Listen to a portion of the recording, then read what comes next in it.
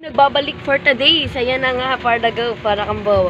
Ito na nga yung bangs ko, mahaba na parang bow. Dati di ba nakaklip lang ako. Dahil hanggang dito yung bangs ko, kaya ako ngayon mag-vlog for today. Yan. Tutulog na yung aking mga pamangkin for today.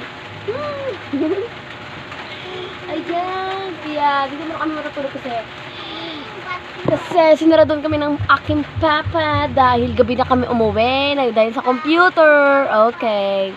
Ito yung mongol kong kapatid kaya nadamay ako sa kanya. Nadamay ako sa kanya dahil sumunod din ako sa kanya. Mas yun. Okay na for the go. Tara na.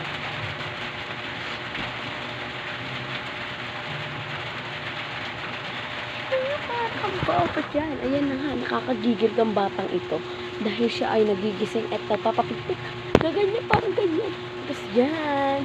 Kasi ayan, naulan siya ulan. Naulan, kaya hindi na siya mainit. Porto, go! Kaya ngayon, magpapaalam na ako. Bye-bye!